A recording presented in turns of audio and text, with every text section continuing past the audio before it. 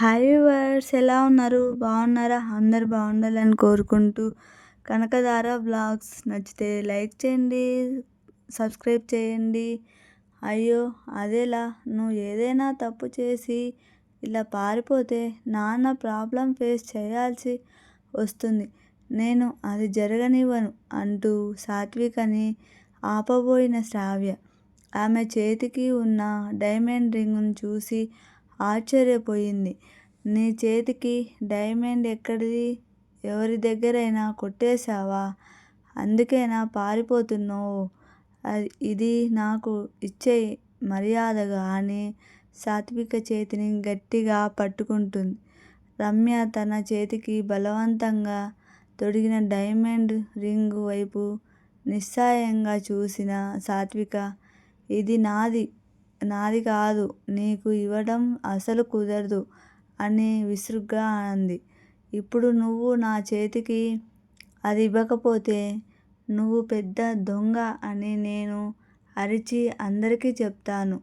ఇంకాసేపు ఇక్కడే ఉంటే ఆ డెవిల్ హిట్లర్ నా కోసం వెతుక్కుంటూ వచ్చేస్తాడేమో, నన్ను వదలడం లేదు అని ఆలోచిస్తున్న సాత్విక చేసేది లేక రమ్యని గట్టిగా వెనక్కి తోసి అక్కడ గాజు సామానులతో ఉన్న టేబుల్ని ఆమె మీద పడేసింది. తర్వాత అమ్మయ్య, ఒక పీడ వదిలింది. తర్వాత ఈ ఊరు నుండి బయట పడిపోతే ఆ రెండో పీడ కూడా నా లైఫ్లో నుంచి వెళ్ళిపోతుంది అని కంగారుగా ఇంటి నుంచి బయటకు వచ్చి టాక్సీ ఆపింది. మేడం, ఎక్కడికి వెళ్ళాలి అని అడిగిన టాక్సీ అతనికి రైల్వే స్టేషన్ అని చెప్పబోయిన సాత్విక, తన దగ్గర ఖర్చులకు డబ్బులు లేవు అన్న ఈ విషయం గుర్తుకు వచ్చి ఒక నిమిషం పటాయించి టాక్సీ ఆపిన సాత్విక ఎంతకీ ఎక్కకుండా ఎక్కడికి అనే విషయం చెప్పకుండా అలా నిలబడడం చూసిన టాక్సీ డ్రైవర్, మేడం ఎక్కడికన్నా వెళ్ళాలా లేదా అని కాస్త చిరాకుగా అడిగాడు. తన చేతికి ఉన్న ఉంగరాన్ని చూస్తూ దగ్గరలో ఉన్న మార్వాడి షాప్ అడ్రస్ చెప్పి అక్కడికి తీసుకువెళ్దాం అని చెప్పింది. సాత్విక డ్రైవర్ కారుని అక్కడకు పోనిచ్చాడు. ఏవిఆర్ రేంజ్కి కాస్ట్లీ రింగే ఇచ్చి ఉంటాడు.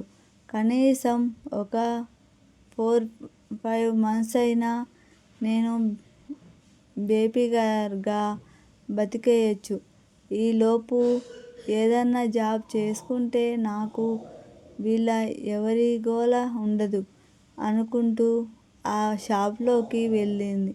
సాత్విక డైమండ్ రింగుని షాప్ ఓనర్కి ఇచ్చి దాని బదులుగా డబ్బులు ఇవ్వమని అడిగింది.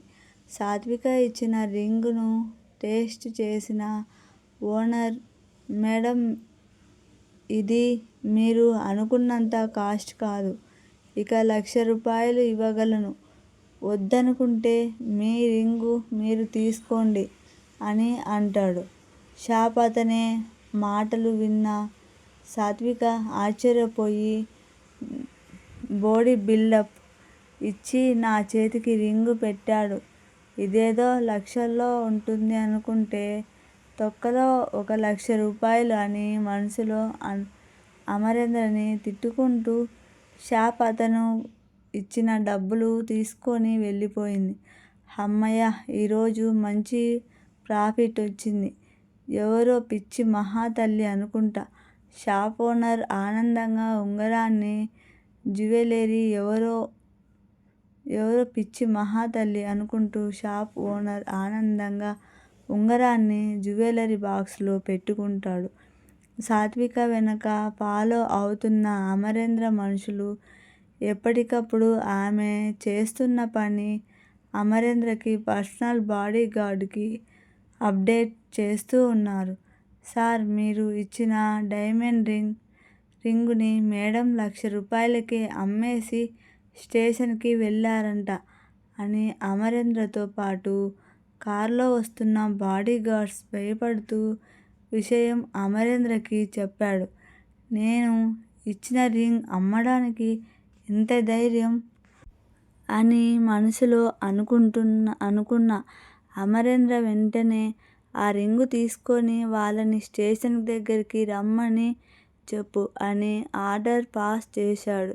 స్టేషన్ చేరుకున్న సాత్విక బెంగళూరు టికెట్ తీసుకొని హ్యాపీగా వెళ్ళి ట్రైన్ అయిపోయింది.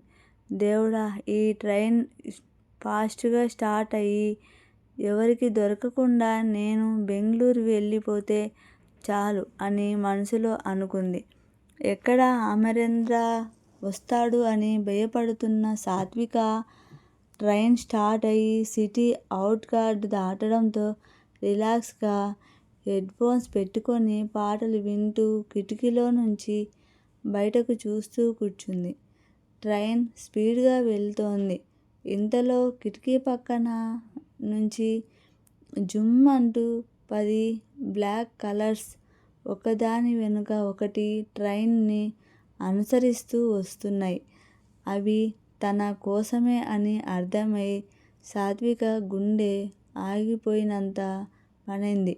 ఆమె భయాన్ని ఇంకా పెంచుతూ ట్రైన్ సడన్గా స్లో అవ్వడం స్టార్ట్ అయ్యింది. వెంటనే సాత్విక తన లగేజ్ పట్టుకొని ట్రైన్ ఆగగానే దిగి పరిగెత్తడానికి ట్రై చేసింది. కానీ ఆమె ఎదురుగా వచ్చి నిలబడ్డ బాడీగార్డ్స్ ఆమెని ఎటూ కదలనివ్వకుండా. రేపటి స్టోరీలో ఏం జరగబోతుందో చూద్దాం. Please subscribe, like and